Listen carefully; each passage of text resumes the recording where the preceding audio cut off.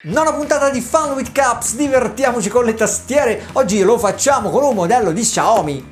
Questa qua è una nuova versione della tastiera MK01 che ho recensito qualche tempo fa in commercio da mesi. La nuova versione ha gli switch Cherry MX blu o rossi ed è disponibile in colorazione nera con retroilluminazione rossa, davvero interessante. Costa circa 80 euro, ma a fine video vi darò anche un codice sconto per risparmiare qualcosa. Quindi dai, andiamo sul banco e vediamo come va. Sigla!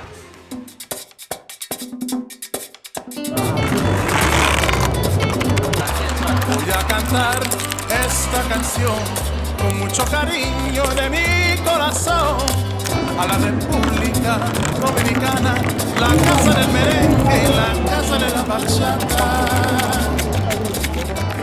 E allora eccoci, scatola nera perché io ho il modello nero, no? Come vi ho fatto vedere. Apro la confezione per farvi vedere cosa c'è dentro, l'essenziale, il manuale utente con 2 o 3 scorciatoie, magari un po' utili per farvi capire come si passa dalla modalità Windows a quella Mac, però è tutto in cinese. Un bel cavo da 1,6 m intrecciato, micro USB, poi un estrattore, un keycaps Windows o Mac a seconda del layout e la tastiera protetta dal nostro blocco in plastica che fa anche comodo quando l'avete sulla scrivania per non mandarci la polvere. Eccola qua la nostra tastiera, faccio un attimo pulizia e ve la confronto immediatamente con il modello dell'anno scorso, vedete, con l'altro modello. Iniziate subito a notare i keycaps che hanno delle leggende differenti, qua ci sono le scritte, qua ci sono i simboli, anche il font è diverso, secondo me molto più carino perché questo tutto in maiuscolo stona un po'.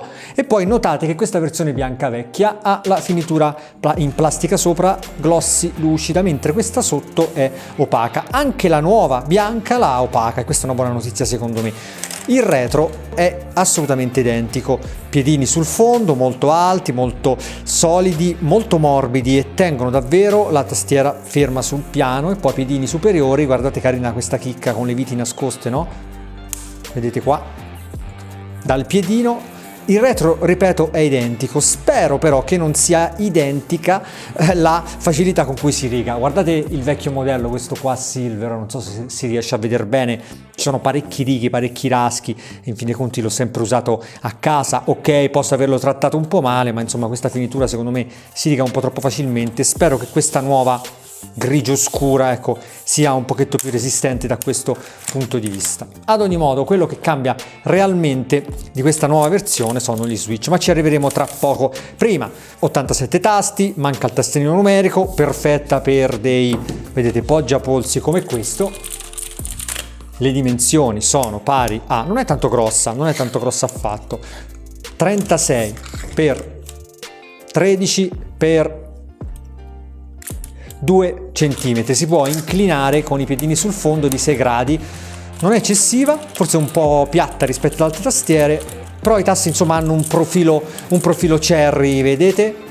Scendono qua nella fila centrale di tasti e quindi quando io vado a scrivere mi trovo i tasti principali, quelli che poi uso di più, un pochetto più in basso rispetto alla barra spaziatrice. Layout americano, non esiste una versione con formato ISO, quindi l'enter qua rettangolare, no? Il tasto in più e soprattutto un layout italiano, un layout europeo. Vi consiglio però di iniziare ad imparare questi layout alternativi, quello americano, quello internazionale, quello inglese, perché non solo possono essere più comodi nel vostro lavoro, provateli per qualche giorno e ve ne accorgerete, ma soprattutto perché vi danno molta più flessibilità in quel che riguarda la scelta delle tastiere. Attenzione perché uno dei difetti di questo sistema di retroilluminazione è la costruzione stessa dei keycaps. In breve i keycaps, e magari ne stacco uno così lo vedete meglio, sono realizzati con la tecnica del double shot, ovvero ci sono, vedete, 2 materiali distinti, quello esterno proprio del tasto che tra l'altro fa anche un po' di flessione quando vado a premerlo perché è realizzato in ABS, insomma non è un PBT, vabbè, ma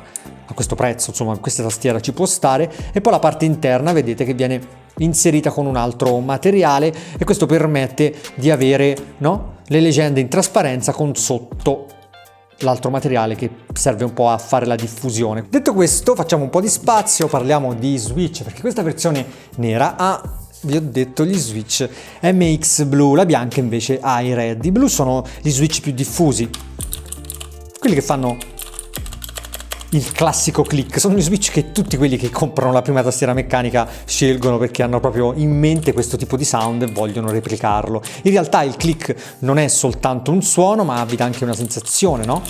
Al tatto, vi fa riconoscere quando avete premuto il tasto, e questo significa anche che quando dovete fare una doppia pressione veloce dovete aspettare che lo switch torni su, esca dal suo alloggio che ha fatto il click e poi continui a scendere. Una cosa che non succede con gli switch diciamo lineari come i Red TTC di un'altra marca, ok, ma comunque vi fanno un po' capire la differenza. Questo va giù senza click, questo va giù a un certo punto con il click. Non li amo particolarmente, o meglio, sono il classico tipo di switch che dopo un po' ti viene a noia, preferisco altri modelli, però devo dire che ultimamente sto capendo quanto sia importante l'implementazione di questi switch su una tastiera. Su un modello come questo, che ha il black plate in alluminio e tutto il resto, dopo la smonto e ve lo farò vedere, e su un modello come questo, che invece è una, al di là della sua caratteristica, no?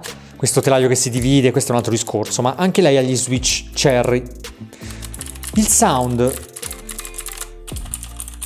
ma soprattutto la resa, è completamente diverso, è completamente...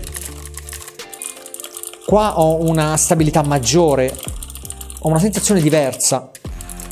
Qua sento esattamente il click, sento esattamente il meccanismo scendere e tornare su e raschiare sul sistema, sulla lamellina che sta all'interno. Quindi per farvi capire che in realtà non tutti i Cherry MX sono uguali, insomma dipende molto e parecchio, anzi dalla loro implementazione, da come l'azienda li ha inseriti all'interno della tastiera. Fatta questa prova devo iniziare un po' a smontarla per farvi vedere un po' come è fatto l'interno e capire meglio come fa a fare questo sound e come è possibile che l'azienda riesca a vendere una tastiera costruita così bene ad un prezzo che è tutto sommato basso.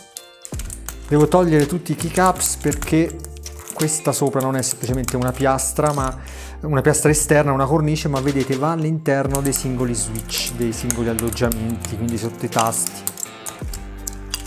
Quindi abbiamo 2, 4, 6 viti sopra e 4 viti sul retro, almeno spero, perché sicuramente ce ne saranno altri che non ho tolto.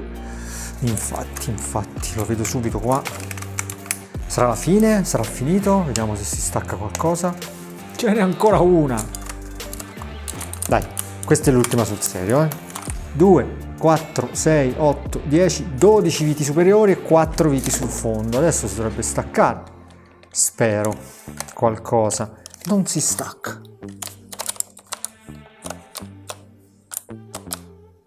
Eccoci qua. Ultimo keycaps tolto, poi dite che non vi voglio bene. Oh, finalmente, se non altro, però adesso abbiamo una visione chiarissima di tutti questi switch Cherry blu. Fate caso ai LED, prima non l'ho detto ma non è affatto scontato, vedete è rossa soltanto il vetro, è rosso soltanto il vetro, i LED trasparenti come questi due, vedete? E anche questo qua. Praticamente sono quelli blu, sono quelli tradizionali. Adesso togliamo questo benedetto telaio in plastica che sta sopra. Ovviamente non vi raccomando di farlo. Questa cosa è un po' una noia, è un punto a suo, diciamo, sfavore, perché non favorisce la manutenzione. È vero che nessuno deve mettersi a smontarla di solito. ABS, questa è plastica semitrasparente, vedete rinforzata un po' in fondo. Fatto questo, ci sono altre viti qua all'interno che permettono di tenere fermo il backplate, che è questa parte qua in metallo, e adesso dovrebbe venire via tutto. Vediamo. Un po' di incoraggiamento. Finalmente. È stata dura, è stata noiosa.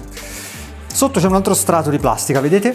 Un altro strato di plastica che poi si appoggia, diciamo è il contenitore del PCB, con qua un piccolo pad per non fare il contatto, immagino, e poi sul retro l'alluminio. È un alluminio, è una lega di alluminio, come dice l'azienda.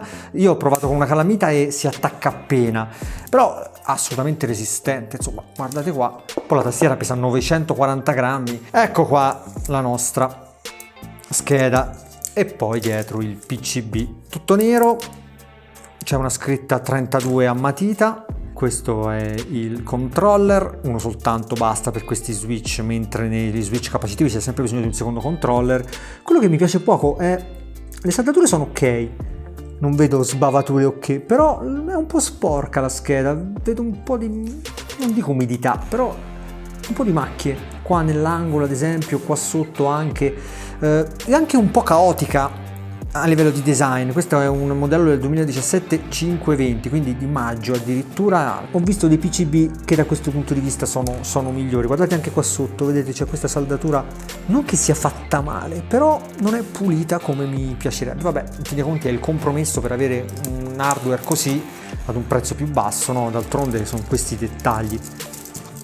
Gli switch sono saldati sul backplate, vedete, sulla parte qua,